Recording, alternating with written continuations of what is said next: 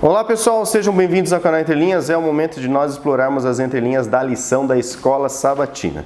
Já estamos aqui gravando o segundo tema, o segundo vídeo dessa série e vamos estudar sobre os inquietos e rebeldes.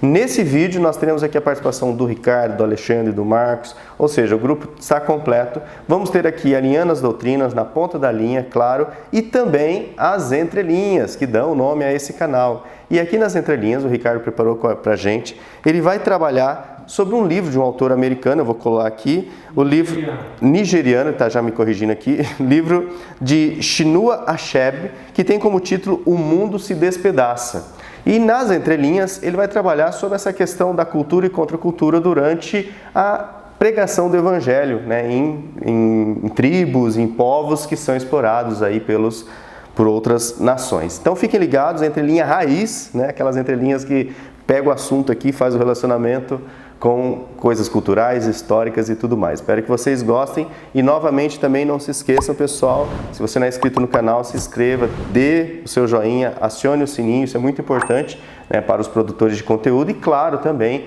gostou do conteúdo, comenta, reaja sobre o conteúdo, que isso ajuda a promover o material dentro da plataforma. E daqui a pouco, depois da vinheta, teremos aqui os comentários. Então, por enquanto, chama a vinheta.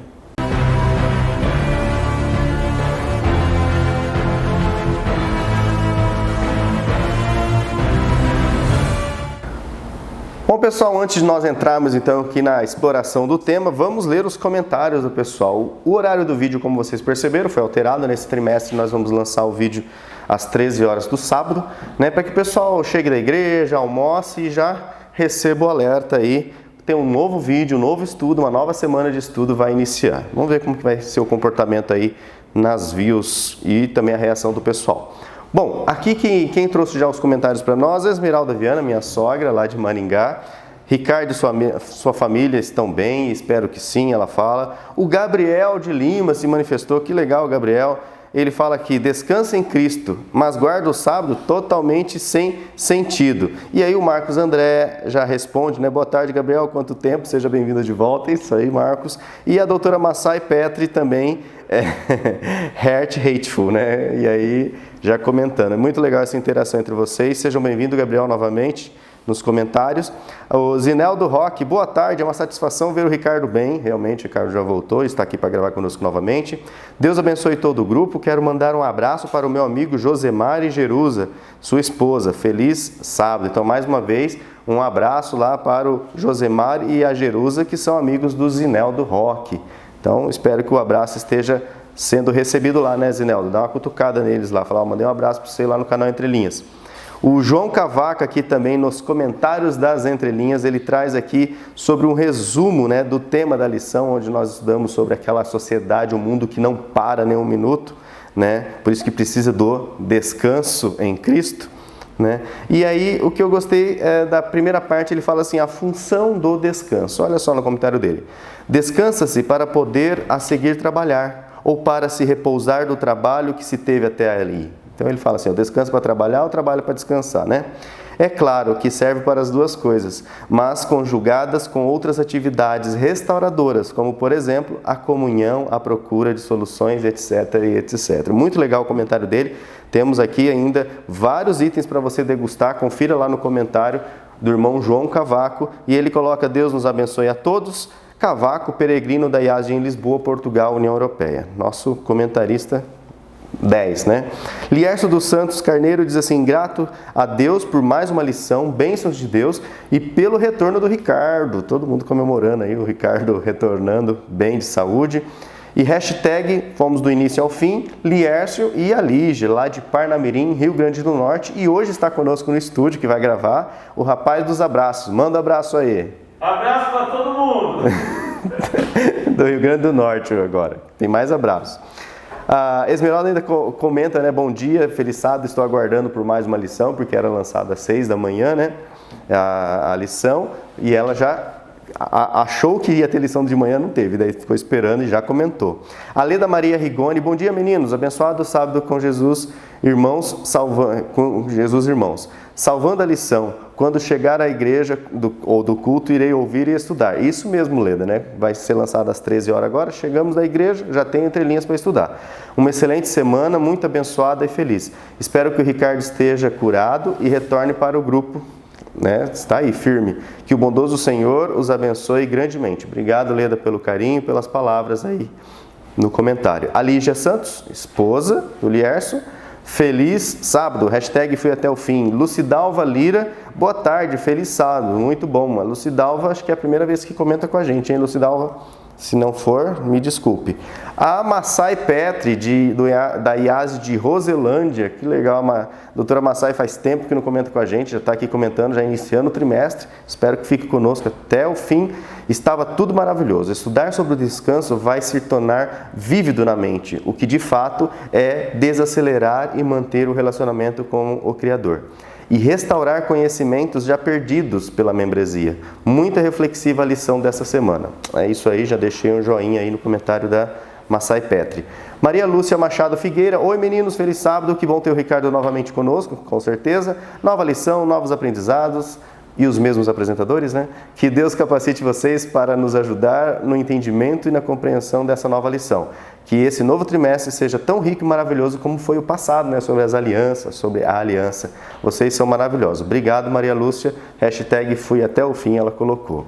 E o Adilson Santos, do perfil Papo de Poeta, Maranata, né? O Senhor logo vem. É isso aí, pessoal. Nosso muito obrigado pelo comentário. Isso ajuda muito o nosso conteúdo dentro da plataforma.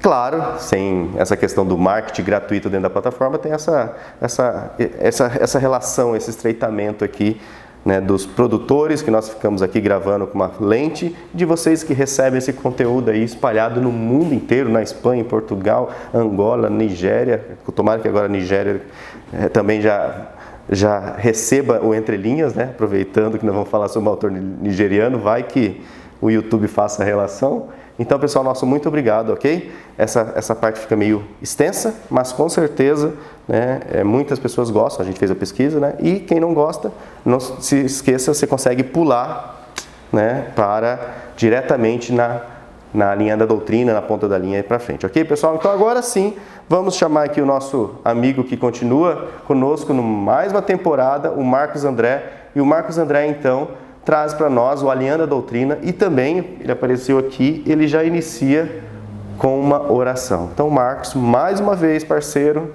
é com você.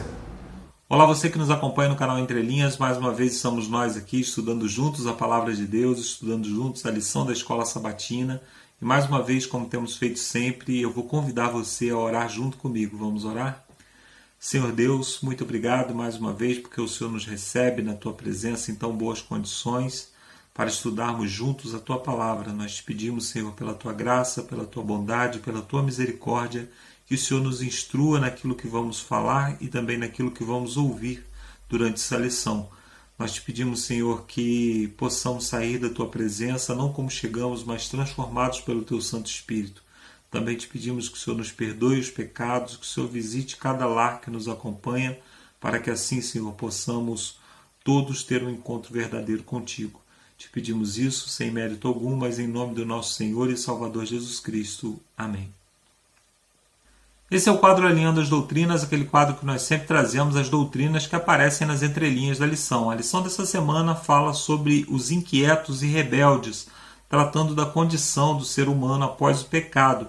O autor começa no sábado fazendo uma ilustração, usando alguns animais que se tornam inquietos antes de um evento catastrófico, como um terremoto, um tsunami, né? E os seus tratadores só percebem a sua inquietação, a causa das suas inquietações, depois que o evento acontece. Então, né?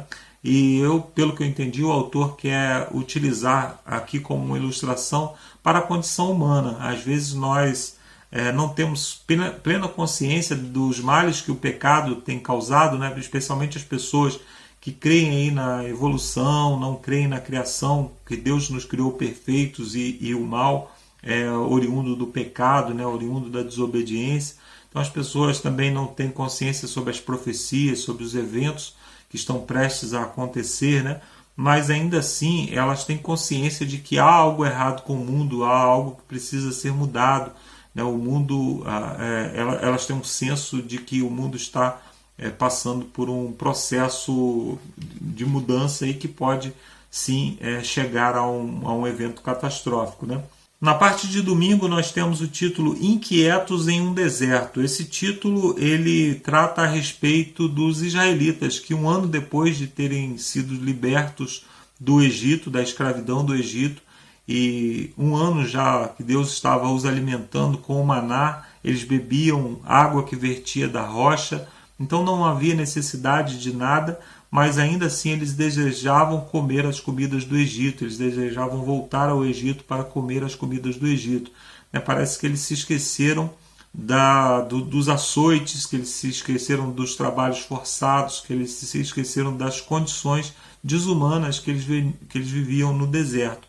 E isso é uma ilustração para a nossa condição pecaminosa, né? Na nossa doutrina número 7, que trata sobre a condição da natureza humana, essa doutrina ela fala sobre que nós fomos criados santos e irrepreensíveis, né, inclinados para o bem, mas em um determinado momento, após o pecado, nós nos tornamos mais inclinados para o mal. Então o pecado parece que ele cria em nós uma espécie de síndrome de Estocolmo.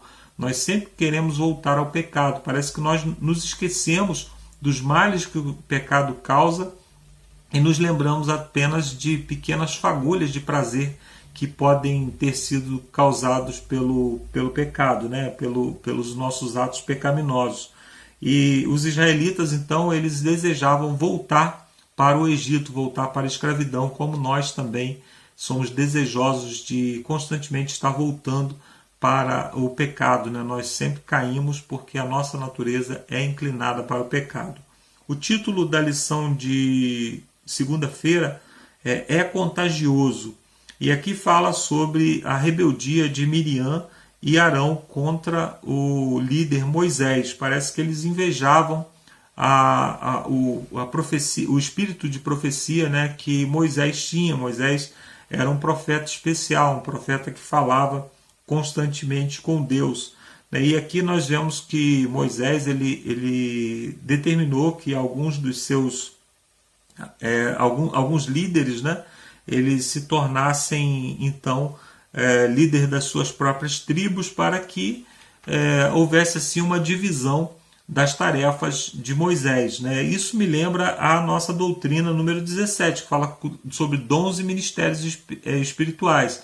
Então, na nossa igreja, nós precisamos, como líderes ou como cristãos de uma maneira geral, nós precisamos estimular que outras pessoas desenvolvam os seus dons, os seus talentos, né? É muito comum que um líder de igreja, um ancião, um pastor, ele queira fazer tudo. Ele canta, ele prega, ele faz as orações, ele que cuida do funcionamento do culto, né? Tem até aqueles líderes que falam assim, eu não posso faltar porque sem mim a igreja não funciona. E ele pensa que isso é um mérito, mas na verdade um líder que não forma novos líderes, que não forma pessoas para o ajudar, né, na condução da obra, ele vai ficar sempre sobrecarregado e a igreja vai ficar sempre deficiente. Então nós precisamos permitir que cada pessoa desenvolva os seus dons para que a igreja ela não traga sobrecarga, né? Senão nós ficamos cansados, né? O tema geral da lição é descanso. Nós vamos, ao invés da gente encontrar descanso em Cristo, na igreja, nós vamos viver cansados, né? E isso não é bom para que a gente viva dessa forma, né? Na parte de terça-feira nós temos o título Inquietação leva à rebelião. Esse título ele vem acompanhado de uma lição que trata sobre os espias que entraram em Canaã para espiar a terra e trouxeram de lá más notícias. Eles viram muitas coisas boas, mas só trouxeram notícias ruins. Essas notícias levaram o povo a tomar decisões ruins e isso trouxe consequências ruins, porque eles passaram 40 anos peregrinando pelo deserto sem poder entrar na terra prometida. Essa questão ela me lembra a nossa doutrina número 11, que fala sobre o crescimento em Cristo. Quanto mais nós nos aproximamos de Cristo, mais dependentes deles nós ficamos. Então eles deveriam ter aprendido a ser totalmente dependentes de Deus. E assim como Deus havia cuidado deles no deserto, abrindo o Mar Vermelho, coisas tão grandiosas que aconteceram no deserto, Deus também providenciaria uma maneira de entrar. E a nossa condição humana também deve ser assim. Quanto mais nós somos cristãos, quanto mais nós temos tempo de igreja, quanto mais nós estamos próximos de Cristo, mais nós devemos ser dependentes dele. Eles pensaram apenas na força do seu próprio braço. E nós, muitas vezes, queremos vencer o pecado, queremos vencer a nossa natureza pecaminosa apenas com a nossa própria força. Isso é um desastre. Nós vamos, muitas vezes, passar 40 anos no deserto tentando vencer a nossa condição pecaminosa e não vamos conseguir, né?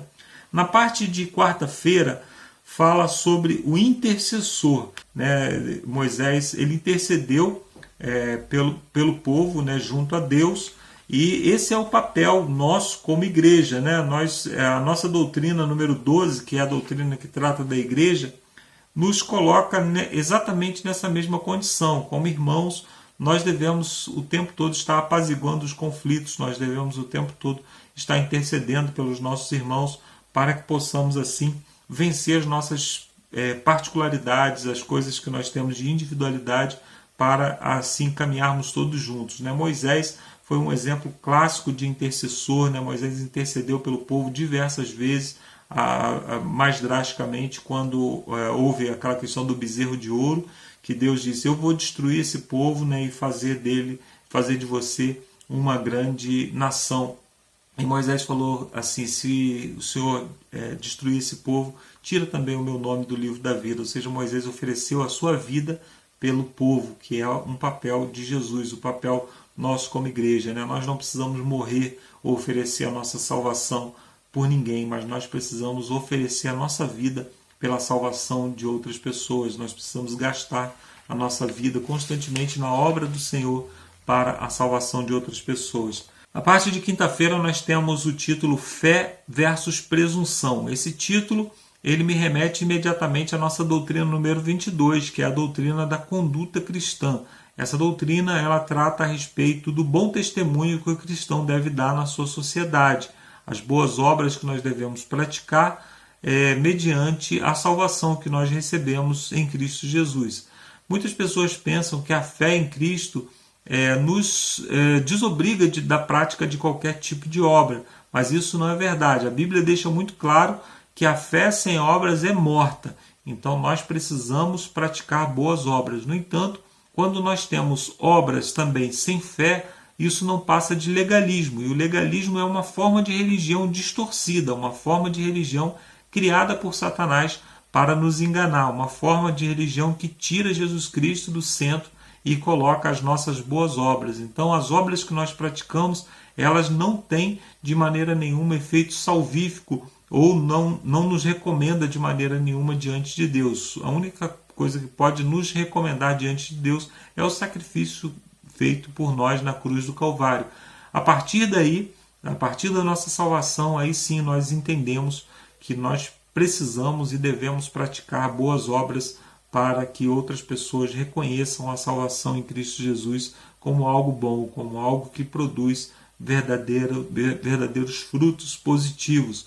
Então, chegando aqui à parte de sexta-feira, eu paro para que a gente possa ter o que comentar lá no final. E agora você vai lá para Campo Mourão para o comentário do Lúcio, do Ricardo e do Alexandre.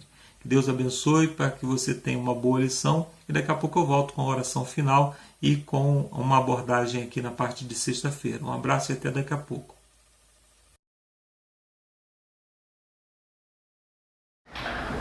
Valeu, Marcos. Obrigado, parceiro. Mais um vídeo, mais uma série aí juntos. Agora nós vamos então no quadro Na Ponta da Linha. Vamos trazer aqui para vocês, né, os temas centrais de cada dia da lição dessa semana. Então, agora conosco ainda nesse segundo vídeo, o Ricardo, né, o rapazinho que todo mundo orou e que está aqui firme e forte. Então, Ricardo, agora é com você. Bom, vamos lá, gente. Lição número 2, inquietos e rebeldes. O verso áureo, ou verso para memorizar, está em 1 Coríntios 10, 11. Fala o seguinte: estas coisas aconteceram com eles para servir de exemplo e foram escritas como advertência a nós, para quem o fim dos tempos tem chegado. Na lição de sábado, gente, agora não é propriamente uma historinha, mas parece mais uma revelação científica, uma apresentação científica sobre os animais, né? E ele vai fazer, o autor da lição vai fazer uma pequena comparação, acredito eu, que uma analogia, vamos dizer assim, uma aplicação deste fato científico que ele narra aqui na lição do sábado com a Bíblia, com as histórias da Torá. Ele vai falar o seguinte, gente. Primeira coisa, a revelação que ele nos traz fala sobre que há muito tempo, há séculos, né, relatos sobre comportamentos estranhos de cães e outros animais domésticos que teriam capacidade para detectar catástrofes naturais. O exemplo que ele traz aqui é de detectar a primeira onda sísmica de um terremoto. Ele vai trazer aqui também, vai falar de abalos sísmicos secundários, que alguns animais, que isso explicaria a reação confusa dos animais ou inquietação pouco antes do solo começar a tremer. Ele traz o exemplo aqui também, além dos animais domésticos, alguns animais selvagens, como o elefante, que fala que os elefantes percebem a capacidade sonora de baixa frequência e vibrações a partir de tremores de pequenas proporções, diferente do ser humano que não tem essa capacidade. E depois ele traz um evento datado. Ele fala que em 23 de agosto de 2011, em Washington, alguns animais do Zoológico Nacional começaram a se comportar de maneira estranha. Entre eles, daí traz alguns exemplos, estava um lêmure, que começaram a gritar por cerca de 15 minutos antes do chão começar a tremer. Bom, aí vem a aplicação. Ele faz uma aplicação, talvez se nós fôssemos ali no método Pardes, nós poderíamos dizer que estaria ali na dimensão Drash. Faz uma aplicação religiosa se utilizando de um fato científico, de uma constatação empírica, e ele faz uma comparação entre terremoto e pecaminosidade, que ele fala o seguinte, que nessa semana veremos exemplos de uma estranha inquietação provocada por desastres naturais iminentes, como terremotos, mas não por desastres naturais, mas pela pecaminosidade do ser humano, que não se apoiaram no Cristo não se apoiaram no Cristo. Basicamente o sábado é isso. É uma comparação entre o evento sísmico, o terremoto, e a pecaminosidade do homem que não busca o eterno como sua tábua de salvação, como seu porto seguro. Bom, vamos lá, gente. Depois agora nós chegamos aqui no domingo. Eu vou fazer como na semana passada. Então, o que eu vou fazer? Eu vou lançar algumas entrelinhas homeopáticas ou algumas entrelinhas café com leite. Alguém falou ali nos comentários durante a publicação do vídeo. Ellen White diz que tomar café é pecado. Gente, é só uma expressão idiomática, só uma alegoria. Café com leite porque ela não é aquela entrelinha raiz, né? Aquela entrelinha que vai longe. Mas hoje nós vamos ter, como o Lúcio já adiantou no começo do vídeo, hoje nós vamos ter, depois de muito tempo, uma entrelinha raiz aqui para vocês, tá bom? Domingo, inquietos em um deserto. A lição do domingo vai narrar a insatisfação do povo de Deus com a libertação do Egito e durante o caminho que eles estiveram no deserto até a terra de Canaã. Vamos lá, gente. Na ponta da linha, nós temos aqui os autores, né, o casal, né, que é autor da lição, fala que esses israelitas ficaram inquietos quando eles partiram do Sinai para Canaã. Aqui narra justamente esse momento. Libertação do Egito, chegada à terra prometida. Ela vai trazer alguns detalhes que estão lá em Bamidbar 1.1, é o Números 1.1, que fala que mais de um ano havia se passado desde que eles saíram do Egito. Eles estavam prontos para entrar na terra prometida. Ela vai dar um enfoque justamente nessa fase final. Eu vou trazer aqui algumas entrelinhas homeopáticas para você, gente. E eu vou do começo. Os 3 elementos de insatisfação do povo, desde o Egito até a terra prometida. Eu trago um comentário da Midrash aqui, gente. Vamos lá. Foquem agora na narrativa, no momento em que eles são libertos. Eles foram libertados. O Midrash fala o seguinte: ao verem a aproximação do exército do faraó, os piedosos começaram a rezar para Hashem, implorando por salvação. Já os perversos reclamaram. Aqui nós vemos, gente, uma clara diferença entre o tzadik, ou os tzadikim, e Rasha, os Hashim, entre justos e entre os ímpios. Qual seria essa diferença, gente? No momento de atribulação, no momento de perigo, as pessoas que se deixam influenciar por Ruach HaKodesh se comportam de maneira diferente. O tzadik é o que deixa-se influenciar por Ruach HaKodesh e ele clama. O Rasha, o ímpio, não se permite se influenciar por Ruach HaKodesh e reclama. Foi justamente isso que aconteceu nesse momento e é obviamente uma lição para nossas vidas. Em momentos de dificuldade na nossa vida, procuremos deixar que o Espírito Santo, que o Ruach HaKodesh, atue e que nos leve a clamar a Deus por libertação. Então essa foi a primeira, gente. Outra coisa, nós temos lá no Shemot 14:10. E aproximando o faraó, os filhos de Israel levantaram os olhos, e eis que os egípcios tinham atrás dele, e temeram muito. Então os filhos de Israel clamaram a Hashem, clamaram ao Eterno. A gente tem um comentário, gente, Shemot Rabbah 25:5, onde traz um comentário dos rabinos, dos judeus. Fala o seguinte: nossos sábios ensinaram que a palavra traduzida por se aproximando é um verbo transitivo em vez de reflexivo. O faraó então levou os judeus a se aproximarem do Eterno. É um pouco diferente das traduções da língua portuguesa. Vamos lá, gente. Depois aqui nós temos o que? Nós temos aqui a segunda reclamação.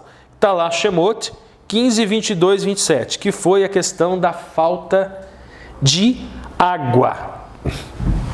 Existe, obviamente, uma interpretação rabínica que fala que esta reclamação sobre falta de água foi de Erev Rav, que seria multidão misturada, povo misturado. A Midrash traz isso, mas o Shemot é muito claro que essa reclamação foi de Israel e não da multidão misturada. Erev Rav é o povo que não era da linhagem propriamente de Jacó, que saíram do Egito junto com Israel.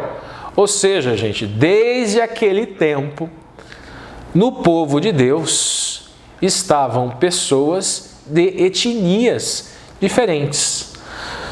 Essa segunda reclamação, daí o Eterno joga uma árvore lá naquele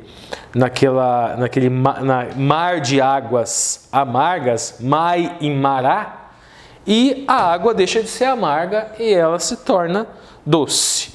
A terceira reclamação é justamente essa reclamação do domingo, que fala o seguinte: Israel reclama de falta de comida a Hashem, e Hashem envia man, Man é maná. O significado, gente, de man, ele vem da raiz de o quê? Porque o povo, quando desceu do céu aquele pão, aquele trigo, que era envelopado, vamos dizer assim, por um orvalho, eles pensam, falaram, o que é isso? E acabou ficando este nome. Este man é o pão que veio do céu. E o povo, gente, estava reclamando justamente do pão que desce do céu. Alegoricamente, aí utilizando o método Pardês de novo, ali na dimensão remês, nós podemos ler a Bíblia construindo alegorias. Nós vemos no Novo Testamento, na Brit Hadashah, várias histórias do Eterno fazendo isso, fazendo esta interpretação literal e essa interpretação alegórica dos textos da Torá. O pão que vem do céu, nós vemos lá na Brit Hadashah, gente, o Eterno, Cristo, Yeshua, Hamashia, Jesus, o Messias, se apresentando como o pão que vem do céu. Como o pão que vem do céu. Então, Cristo, o Mashia, é o maná escondido. Ele é o pão da vida. Ele é o alimento espiritual. E o povo estava reclamando de maná. Então, qual é a ilustração que nós trazemos para o dia de hoje?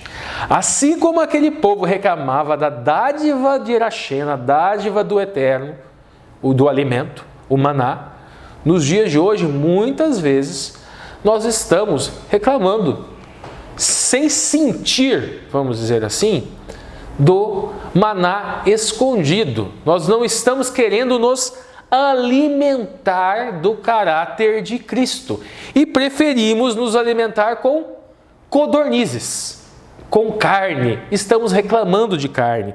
Então, a dica que eu dou para vocês aqui no domingo, gente, análise cristocêntrica. Não vamos perder tempo aqui no domingo falando de reforma alimentar. O mais importante desta lição de domingo, o mais importante da aplicação dessa história, na ponta da linha, nós vemos aqui, os israelitas desejavam a carne, mas não apenas carne. Olha na ponta da linha, desejaram carne, pepino, melões, alhos silvestres, cebolas e alhos do Egito. Eles estavam reclamando: quem nos dará carne para comer? Mas eles não estavam pedindo só isso, eles estavam pedindo frutas, o alimento que se tinha antes. O interessante, gente, se a gente estuda um pouquinho mais da cultura hebraica, o Talmud, Midrash, existem rabinos que falam, nós encontramos lá, que falam que o maná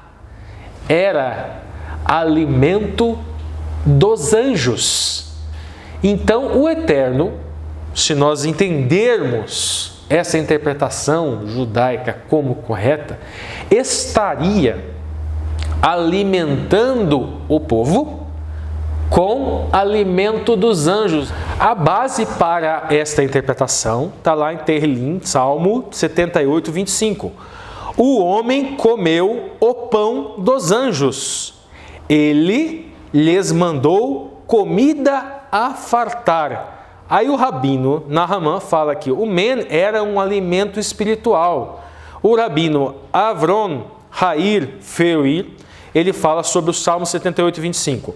O maná continha centelhas divinas de luz, mas não somente fortalecia o corpo, mas também fortificava a alma.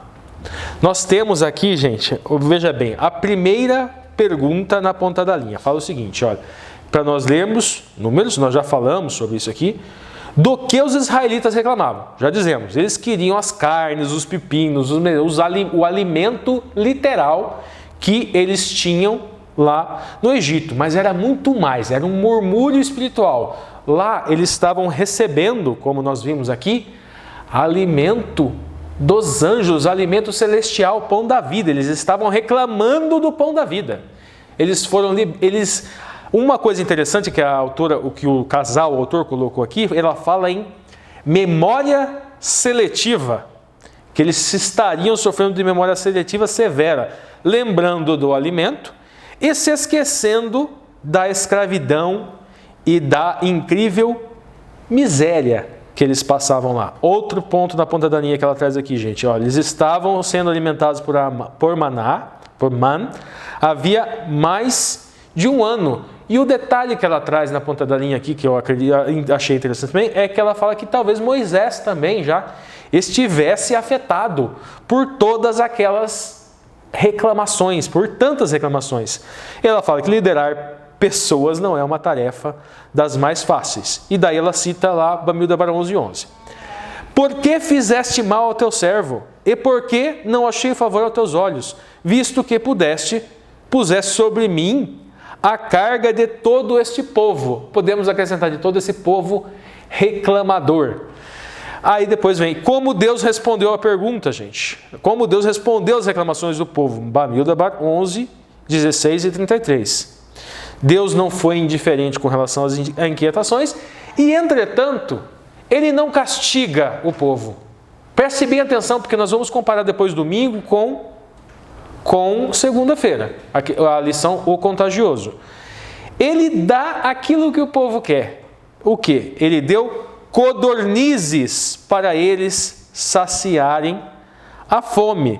Mas o desejo de Israel não era, segundo a autora da lição, de carne. Eles estavam simplesmente inquietos. E aquilo seria, segundo ela, apenas um gatilho e não a causa do conflito. Eles estavam inquietos espiritualmente. E aquilo foi um gatilho que eles encontraram para a sua reclamação. Vamos lá, gente. E daí ela fala o seguinte, ó, Israel se rebelou contra a liderança de Deus, algo que devemos ter cuidado, pois é mais fácil ter essa atitude do que pensamos nos dias de hoje. De fato, gente, nós temos que... dois pontos, eu acredito, importantes aqui. Primeiro, entender o lado do líder, que está realmente em constante pressão, não só o líder, gente, qualquer pessoa que se presta ao trabalho espiritual, ele dá a cara a tapa. Ele vai ficar sujeito a críticas. Todos vocês sabem como o ser humano é pródigo em criticar, em apontar defeitos, em criar complicadores desnecessários, encontrar pelo em ovo, dar murro em ponta de faca, todas essas expressões idiomáticas que vocês sabem, nós vemos isso nos dias de hoje. Existe de um lado, uma incompreensão por parte, vamos dizer assim, das pessoas que ficam sentadas e até mesmo um excesso de rigor para com os líderes, e do outro lado existe também os líderes que acabam se deixando influenciar, se deixando levar por essa massa de reclamadores, vamos dizer assim. Vamos procurar então, enquanto sentados no banco, vamos dizer assim, liderados, clamar a Deus com consciência, com razoabilidade, dentro de uma proporcionalidade, para que os conflitos da igreja se resolvam. Clamar e evitar reclamar. Vamos buscar um irmão em oração, em verdadeiro coração sincero, vamos dizer assim, para solucionar esses problemas. Vamos lá, gente. Agora vamos para o próximo. Segunda-feira. É contagioso. Fala para ler, Bamilbar, Números 12, 1 a 3. Porque Miriam e Arão estavam perturbados, gente. E aqui, aparentemente, seria por ciúmes. Moisés estava estafado.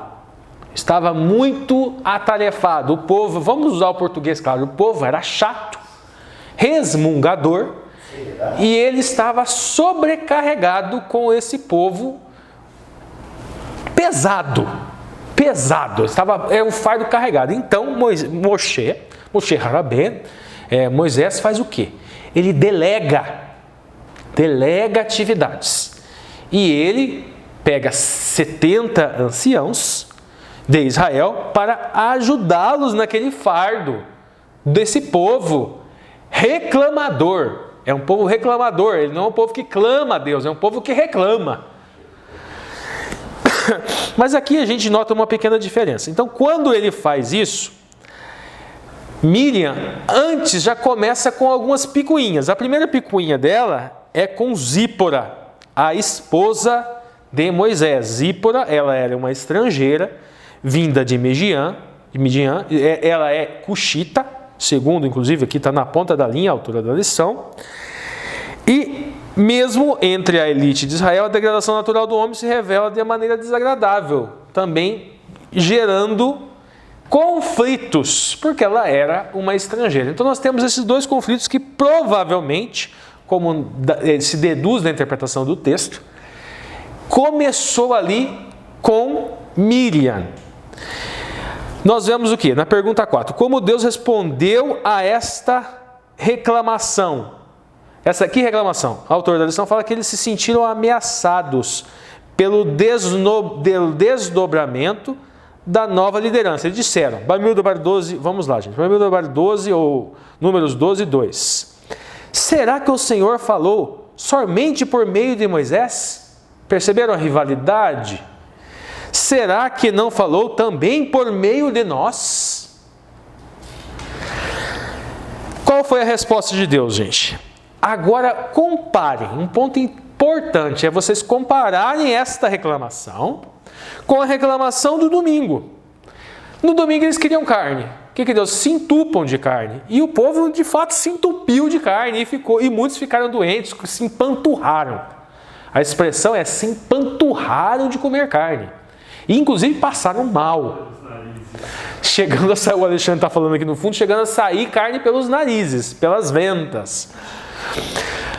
Mas eles reclamaram e mesmo assim Deus atendeu. Notem a diferença da resposta de Irachém na resposta do Eterno. Aqui, por que será essa diferença, gente?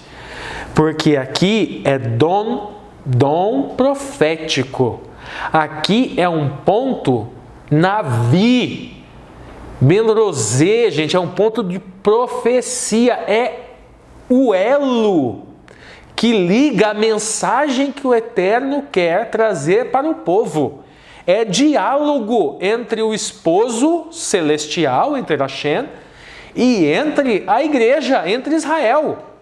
Sem esse vínculo entre o esposo cósmico se comunicando com a esposa cósmica, a igreja, no caso, como seria possível acesso às doutrinas, às palavras do Eterno, aos ditos do Eterno? A Seret Hadebrot são os 10 ditos do Eterno, que nós chamamos de mandamentos, sem comunicação entre o Eterno. É extremamente importante, então a resposta é diferente.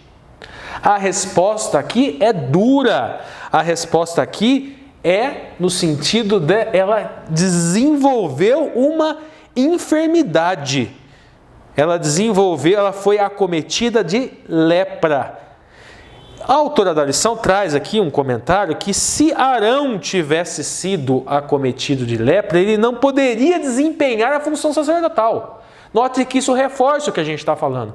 A questão é mais séria.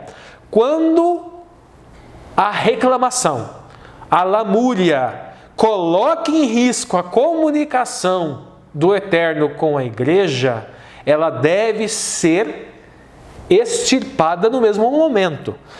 Mas o ponto mais importante que eu entendo que vocês devam focar na lição de segunda-feira são os arquétipos.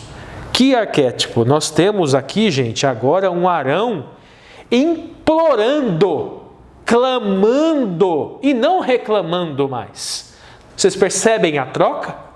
Clamando a Deus, a Hashem, pela Miriam.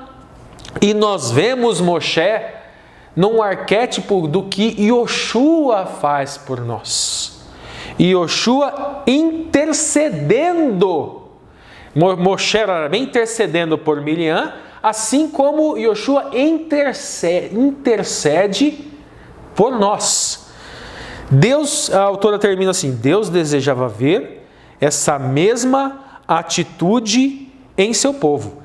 e ele ouviu e ele curou Miriam.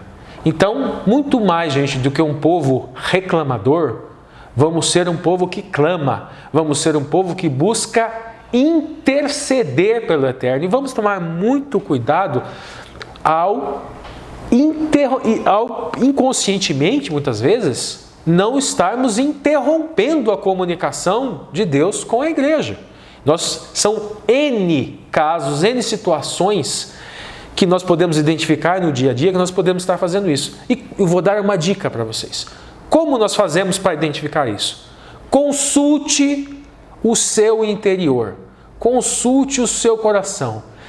O meu proceder dentro da comunidade está sendo motivado por... Primeira coisa, esse é o primeiro ponto. Está sendo motivado por questões egoísticas, egocêntricas. Estou procurando me envaidecer, me apresentar como sendo o dono da verdade, como sendo um tzaddik. O tzaddik não precisa demonstrar para ninguém que é tzaddik. O homem justo não precisa demonstrar para ninguém que é homem justo. Muitas vezes, se nós estamos tentando demonstrar para os outros que somos tzaddik, nós somos, na verdade, rachá. Estamos produzindo inimizades, desunião dentro da igreja, impedindo que o evangelho se apresente da maneira adequada, que represente de fato o caráter de Yoshua. Trago um exemplo prático. Na nossa igreja está havendo muitas discussões estranhas que vêm de política, de posições políticas diferentes, que rotulam, que enlatam um pensamento e causam desordem, desunião entre o povo de Deus. Como se o povo de Deus tivesse que ter um posicionamento político X e não um Y. Gente, o discurso político é extremamente complexo para colocarmos em caixinhas. E o discurso religioso, idem. Mas o mais importante é a união entre os irmãos. Vocês têm todo o direito de ter a opinião política X e a opinião política Y. Mas a igreja é casa de Deus que recebe pessoas com pensamentos diversos e muitas vezes incompatíveis, desde que essa incompatibilidade não diga respeito a pontos essenciais da doutrina do Eterno. Bom, gente, então agora vamos a uma entrelinha raiz. E essa entrelinha raiz, vamos tentar fazer a relação de algo que está totalmente fora da lição e com o assunto da lição. E o exercício mental hoje diz respeito ao livro escrito por Chinua Achebe, O Mundo se Despedaça. Ele conta, gente, a história... Primeiro eu vou trazer um contexto para vocês, gente. É muito comum vocês ouvirem histórias da colonização africana sob o ponto de vista do colonizador. Esse livro ele faz o inverso. É a colonização africana sob o ponto de vista do colonizado. Principalmente, gente, a colonização da Nigéria. Esse nosso autor aqui, ele é nigeriano e ele vai contar a história de Okonkwo. E vendo o livro, a história se despedaça, acredito eu, para ele, em 3 oportunidades. Gente, eu acredito que vocês não vão ler, então eu vou mandar spoiler para dedéu, tá? Eu vou até estragar um pouquinho a história para vocês, tá? Então eu acredito que quem já leu, ótimo. Quem não leu, aviso de spoiler. Vamos lá. Primeiro, gente, eu acredito que a primeira vez que o mundo se despedaça para ele foi num ritual fúnebre. Primeiro, antes de eu falar com o mundo se despedaça, eu vou dizer quem é o Okonkwo. Okonkwo era um guerreiro perfeitamente adaptado à cultura, aos costumes, às tradições do povo africano. Ele era, eu vou trazer aqui no livro, vou ler para vocês. Era um homem alto, grandalhão, que as sobrancelhas espessas e os narizes largos davam um ar extremamente severo. sua respiração era forte e pesada. Dizia-se que quando dormia, suas mulheres, isso mesmo, gente, ele tinha 3 mulheres e queria ter mais 2, só que ele não tinha plantação de inhame suficiente para ter mais 2, então ele só tinha 3. Podiam ouvi-los ressonar, mesmo os das casas ao lado. Ao caminhar, seus calcanhares quase se apoiavam no solo, parecia andar sobre molas, como se estivesse prestes a saltar sobre alguém. E, na verdade, em frequência ele investia sobre as pessoas. Sofria de uma leve gagueira e, quando se zangava, não conseguia pronunciar as palavras que desejava com suficiente rapidez. Costumava, em vez delas, no caso das palavras, usar os punhos. Não tinha paciência com os homens que falhavam. Não tinha paciência com o próprio pai. E aí vai começar a descrever esse pai dele, que é o oposto dele. O Noca, esse é o nome de seu pai, morrera há 10 anos, fora sempre preguiçoso, imprevidente, incapaz de pensar no dia do amanhã. Se por acaso lhe vinha ter às mãos algum dinheiro, coisa que raramente acontecia, logo o gastava com cabaças de vinho de palma e chamava os vizinhos para com ele se divertir. Costumava dizer que sempre que olhava para a boca de um morto, percebia a loucura de não se comer o que se podia enquanto se estava vivo. O Noca era um permanente devedor, devia dinheiro a todos os vizinhos, desde apenas alguns cauris até quantias bastante elevadas. Então o que acontece, gente? Este filho, este guerreiro, quis negar toda a essência do que era o pai dele. Então ele era trabalhador, ele era guerreiro, ele era forte. E em razão disso, ele é perfeitamente adaptado às culturas, às tradições tribais daquele povo. Mas o mundo dele começa a ruir em 2 oportunidades. Primeira, quando acontece um ritual fúnebre. E eles começam a atirar para o alto, a atirar para o lado, em comemoração, vamos dizer assim, seguindo as tradições do seu povo, e ele atinge, sem querer, o filho do morto. Então agora são 2 para serem enterrados. Mas, na cultura daquele povo, ele precisava ficar exilado por anos, porque todo homem que matasse alguém da tribo, seja por acidente ou não, ele era exilado. O Conco, era o anti-herói, gente. Ele era machista, misógino, ele era violento, ele era agressivo, mas ao longo da história você vai entendendo o porquê da natureza dele, o porquê que ele era desta maneira. E o mundo dele simplesmente desaba, pela primeira vez. Quando ele volta, o que aconteceu? Chegaram os colonizadores. E os colonizadores primeiro faziam o quê? Trazem os evangelistas cristãos. E os evangelistas cristãos pediram para construir as suas igrejas em um terreno. E esse povo deixou, porque aquele terreno para eles era amaldiçoado. Eles tinham uma tradição estranha. Eles matavam gêmeos, eles matavam crianças que nasciam com algum tipo de defeito, segundo eles, e eles enterravam nesse local.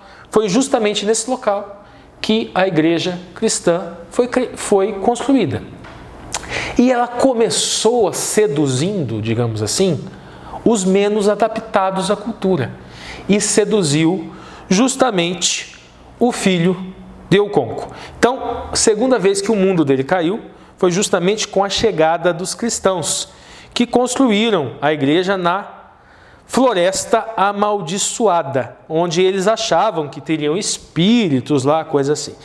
E eles conseguem converter muitas pessoas. Quando o Conco volta, aí a terceira vez que o mundo dele cai, e eu acredito que tem até uma quarta, que eu já vou falar para vocês, é quando o seu filho mais velho se converte.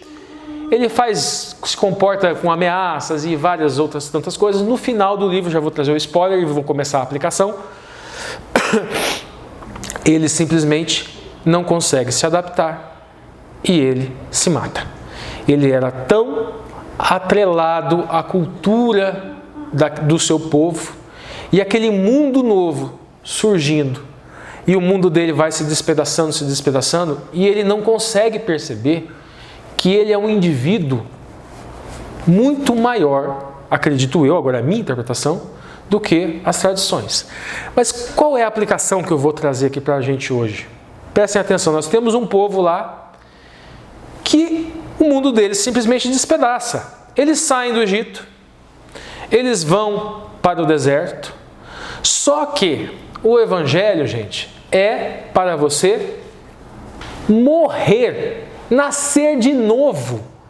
É para aniquilar a sua natureza. Não só a sua natureza, mas os seus princípios, os seus preceitos, que muitas vezes estão enraizados, mas isso é algo doloroso, isso é algo difícil, e nós temos que entender isso. É muito mais fácil levar o Evangelho para os não aceitos, para os rejeitados, mas o Evangelho é para todos. Então pensemos o seguinte, o filho de Oconco, que naquela cultura não era muito adaptado, ou até mesmo o seu pai, que também não era muito adaptado à cultura.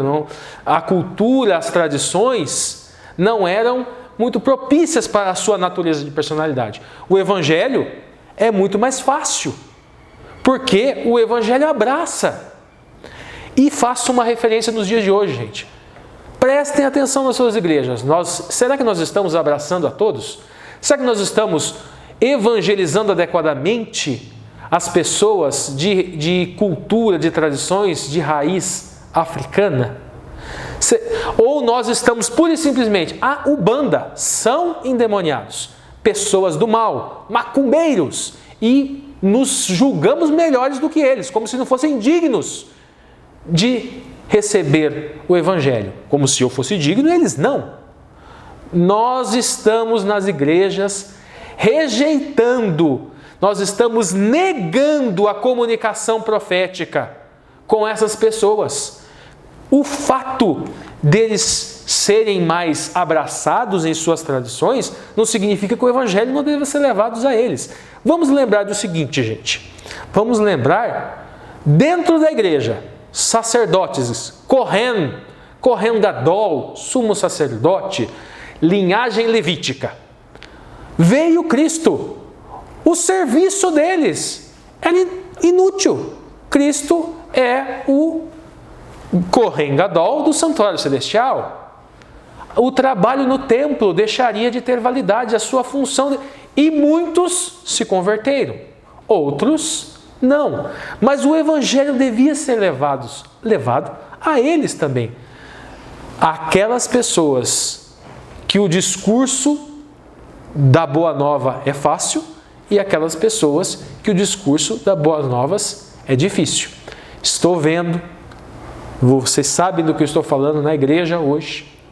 Muitas pessoas querem o trabalho fácil. Muitas pessoas querem simplesmente discursar dentro da igreja para os que concordam, querem concordância, querem entrar em grupos de WhatsApp que falem a mesma coisa que eles falem.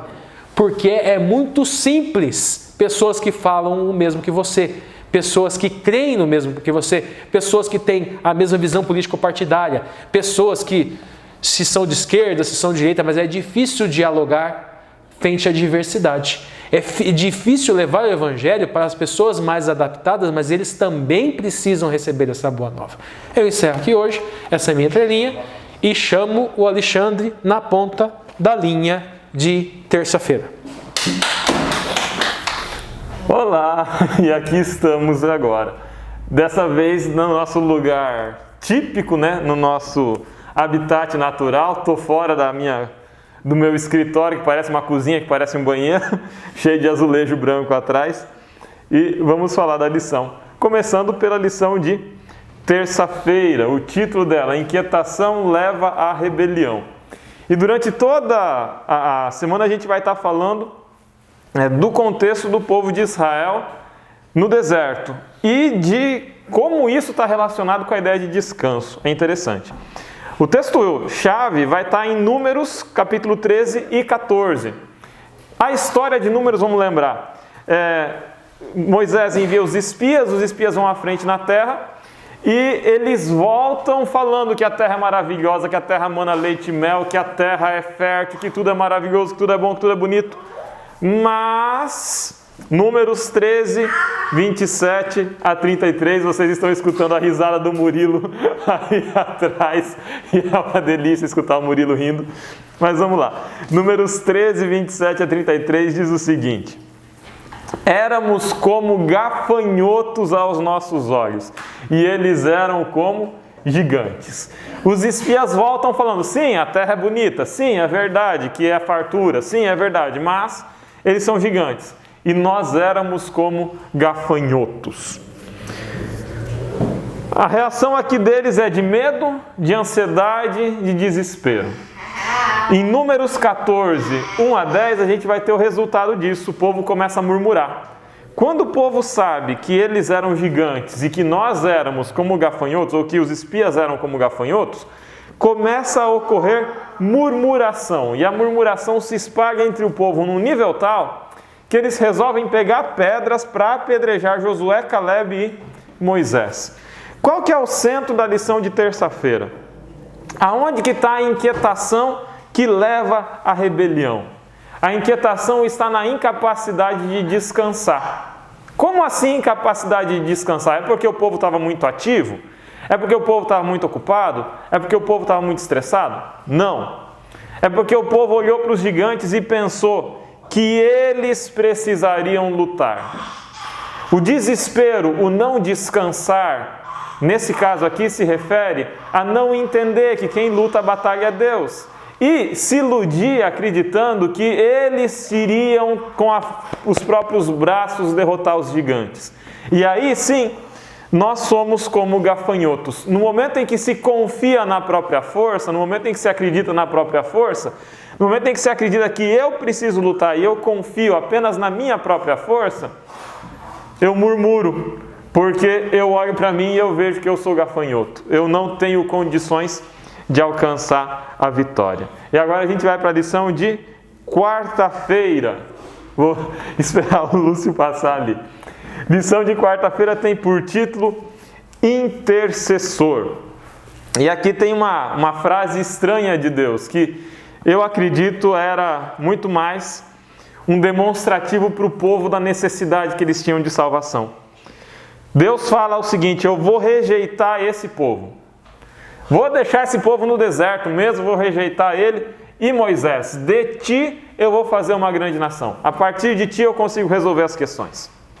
Isso está lá em Números 13, 11 a 12. Mas segue a história. Depois de Números 14, 11 a 12, a gente chega a Números 14, 13 a 19. E aí a gente tem aqui a intercessão pelo povo. Moisés começa a interceder diante de Deus pelo povo. E é muito interessante os argumentos que Moisés vem trazendo. O primeiro argumento que Moisés traz é em relação à proteção da imagem de Deus. Mas Senhor, se o Senhor destruir esse povo, como vai ficar a tua imagem diante do Egito? Diante dos povos da terra, que viram o Senhor tirar esse povo com mão poderosa do Egito, e que vão falar que o Senhor destruiu o povo, abandonou o povo, porque o Senhor não conseguiria dar a terra para o povo. Mas não é em torno desse argumento que vai ficar a centralidade do discurso de Moisés. A centralidade do discurso de Moisés está na parte que segue. O apelo para a misericórdia divina. Senhor, o Senhor que é infinito em misericórdia, o Senhor que é tardio em irar-se, o Senhor que... Eu sei que o Senhor suscita a iniquidade dos pais nos filhos até a terceira e quarta geração, mas faz misericórdia até 1000 gerações. Então, o que Moisés apela é para a misericórdia divina. A esperança de Moisés está não no povo, não no braço do povo, não na força do povo, mas na misericórdia divina. E aí a gente chega no argumento do autor da lição, né? A graça combate a rebelião. Aqui ficou como religião, só que tem um errinho no slide, tá? A graça combate a rebelião. A rebelião do povo. A rebelião do povo que olha para si mesmo, se vê incapaz de tomar a terra, não confia em Deus, para que Deus lute no lugar deles, ela é apagada pela graça. É ao apelar pela misericórdia divina que Moisés apresenta diante do povo qual que é o caminho. O povo entende que receberia a graça, que receberia a misericórdia. Porém, a consequência do erro, ela ainda permanece. As cicatrizes desse erro, dessa relação entre o povo e Deus, que foi fragilizada, que foi atacada, a consequência permanece. De que forma? Toda essa geração vai morrer no deserto, senão Josué e Calebe, que foram os únicos dispostos a entrarem na terra, porque entenderam que não eram eles os gafanhotos que iam lutar, que era Deus que daria a terra na mão deles. Josué e Calebe entram, porém, ninguém além deles dessa geração vai entrar, porque vão todos morrer no deserto. A gente pode entender aqui que era necessário que o povo aprendesse a depender de Deus. Se lá os espias acreditam que eles vão tomar a terra com a própria força e voltam assustados, falando, eles eram gigantes e nós como gafanhotos. Isso leva eles à rebelião. A consequência é um tempo pedagógico necessário para que passem no deserto. Nesse tempo do deserto, um tempo de graça e misericórdia divina. Nesse tempo do deserto, o povo deve aprender a depender de Deus. Eles vão entender, nessa peregrinação de 40 anos quase no deserto, que não é com a própria força que eles tomariam, porque eles vão passar 40 anos comendo maná, bebendo da rocha, vendo a nuvem, vendo a coluna de fogo. Então eles terão 40 anos para aprender a depender. E agora, pessoal, a gente começa a se aproximar do final da nossa lição. Chegamos na lição de quinta-feira e o título dela é Fé versus Presunção.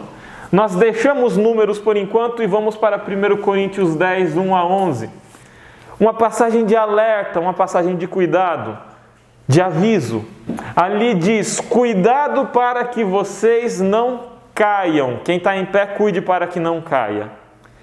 É aqui descrito o povo no tempo de Moisés, no tempo de Josué. Fala que esse povo participou de uma mesma ceia, de um mesmo alimento espiritual, de uma mesma bebida espiritual, de uma mesma água. Fala que esse povo participou de um batismo que acontece na nuvem, um batismo que acontece no atravessar do mar. Então, o povo teve acesso à mensagem, o povo teve acesso à misericórdia de Deus, o povo teve acesso a um batismo e a uma ceia. Mas Deus não se agradou da maioria deles. Por que Deus não se agradou da maioria deles? Porque eles cobiçaram as coisas más. Nós seguimos aqui com um aviso para o leitor de Coríntios. Não cobiceis as coisas más, não sejam como esse povo, idólatras, fornicadores, rebeldes contra Deus, murmuradores, não sejam como esse povo. Quem está em pé, cuide para que não caia. Não é um aviso no sentido de superioridade, olha como você é bom, olha como você é melhor, olha como você é poderoso. Não, cuide para que você não caia, porque você e eu somos igualmente sujeitos aos mesmos erros e aos mesmos fracassos que o povo do antigo Israel. Por fim, a gente consegue voltar agora para Números 14, 39 a 45. Qual que é o resultado, né? Depois que Moisés fala para o povo que ele vai morrer no deserto, agora o povo se enche de brio e fala, não, nós erramos, nós admitimos nosso erro e nós vamos reparar o nosso erro. Agora nós vamos subir o monte, vamos desentocar os gigantes de lá. Eles vão tentar e vão ser derrotados. Por que o povo tenta subir o monte agora? Eles tinham visto as delícias que eles teriam. Eles viram que eles abriram mão das delícias da terra no momento em que se viram gafanhotos e acharam que eles teriam que tomar o monte, não confiaram no braço divino para ajudá-los. E agora, eles tentam remediar o problema, fazendo aquilo que eles tentaram fazer no início, remediar com as próprias forças. Do mesmo modo como lá no começo eles olharam e falaram, eu não sou capaz de enfrentar, e esqueceram que Deus enfrentaria por eles, agora eles acharam, eu sou capaz de enfrentar, mesmo que Deus não vá comigo. A luta de tentar alcançar pelas próprias forças, pelo próprio braço, pelo próprio mérito. Isso leva a uma inquietação. Inquietos em busca da paz. O povo estava inquieto o tempo inteiro, buscando algo que eles já tinham. E aí é interessante associar, eu não consigo não deixar de associar, né, a tentação de Adão e Eva. A serpente que aparece para Eva diz, no dia em que comerdes do fruto, se vos abrirão os olhos. Vocês serão semelhantes a Deus. Espera lá, Eva já vivia eternamente. Adão e Eva haviam sido criados à imagem e semelhança de Deus. Eles já tinham tudo aquilo, eles já tinham entendimento, eles já tinham sabedoria. Satanás é perito em oferecer para nós aquilo que nós já temos. Ele nos convence que nós não temos. E ele oferece para nós aquilo que nós já temos. E o povo caiu nisso. No primeiro momento, entra e invade a terra. Não, vocês não têm condições de conquistar. Realmente, o povo não tinha condições de conquistar. Era como gafanhoto, mas Deus lutaria por eles. Depois, no segundo momento, o povo agora tem o deserto. Vai ter o sustento no deserto. Agora Satanás vai lá e maquina no povo a ideia. Não, agora você vai e toma a montanha. Contra a vontade de Deus. Confie no seu braço, na sua força, no seu próprio entendimento. Essa é a mensagem satânica. Confie na sua própria santidade. Essa é a mensagem satânica. Confie na sua própria força moral. Essa é a mensagem satânica. Confie que você vai erguer o seu trono acima da santidade do céu. Essa é a mensagem satânica. Esse é o desejo satânico. Qual que é a mensagem da Bíblia? Qual que é a mensagem que a gente encontra lá em Números, capítulo 14, versículos 13 a 19? O apelo à misericórdia divina. Sempre há essa saída, o apelo à misericórdia divina. E onde entra a ideia de descanso nisso, gente? A ideia de descanso está na ideia de que nós não precisamos lutar nossas próprias batalhas. Cristo luta ela por nós. Diante do inimigo, diante do gigante, nós somos como gafanhotos. Sim, nós somos como gafanhotos. Se nós tivéssemos que enfrentar, nós seríamos derrotados, porque nós somos como gafanhotos. Nós não temos condição de vitória. Mas Cristo é muito, muito maior que qualquer inimigo, que qualquer luta, que qualquer dificuldade, qualquer tribulação. Em Cristo nós já temos a vitória. E agora a gente consegue, apropriando-se desse descanso em Cristo, apropriando-se dessa vitória em Cristo, descansar no abraço dele, sabendo que as lutas já foram travadas e os resultados já foram determinados. E eles correm a nosso favor. Um abraço para vocês, feliz semana e a gente vê na semana que vem. Tchau, tchau. Bom, pessoal, encerramos aqui então na ponta da linha, as entrelinhas, como vocês puderam perceber, né? Tivemos uma entrelinha hoje.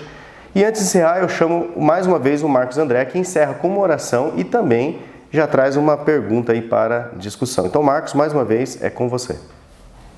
Muito bem, chegamos ao final do vídeo e nós vamos aqui comentar um pouquinho a parte de sexta-feira. Mas antes eu quero lembrar você que se você ainda não deixou aí o seu comentário, esse é o momento. Se você ainda não curtiu, não compartilhou, esse é o momento para que você não se esqueça.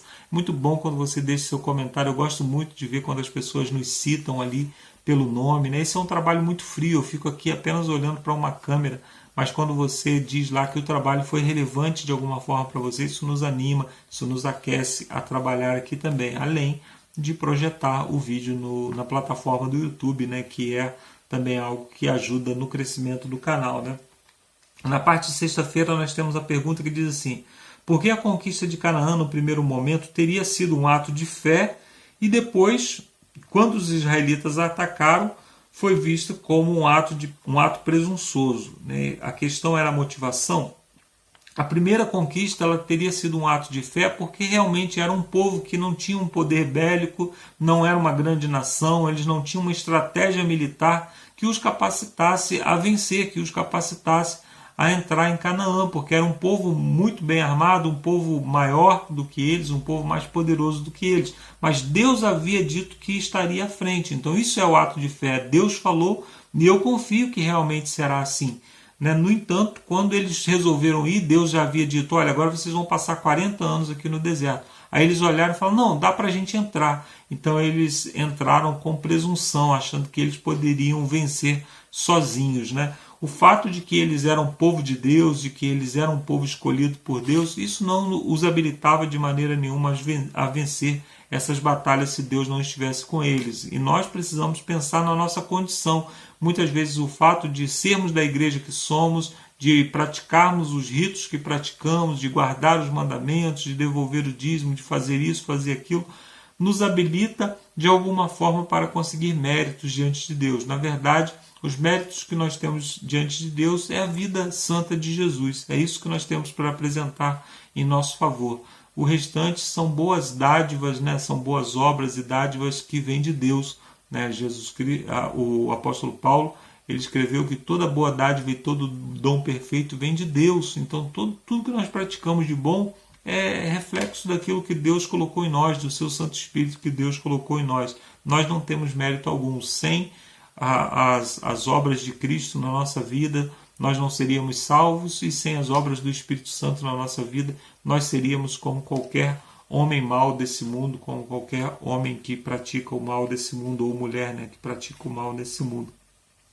Pergunta número 2 diz, embora o pecado possa ser perdoado, quando nós pedimos perdão a Deus, ele é perdoado, não pode ser apenas perdoado, mas ele é perdoado, convivemos com as consequências dele. A sociedade não perdoa como Deus, às vezes o nosso cônjuge não perdoa como Deus, a nossa mudança de comportamento, ela demora muito tempo para conquistar novamente a confiança das pessoas. Então, como ajudar os que lutam com a culpa do pecado? A primeira coisa é falar a respeito do perdão. Você já foi perdoado, porque às vezes a nossa luta é conosco mesmo.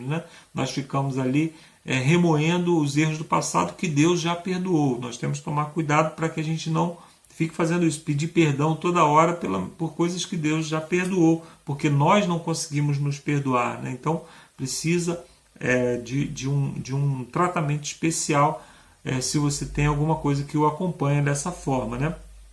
Não que você vai esquecer, o fato de que você foi perdoado não vai fazer você esquecer dos seus erros do passado, mas você precisa conviver. O meu pecado era tão grande que eu acho que não pode ser perdoado. Não, então você está desmerecendo o sacrifício de Cristo.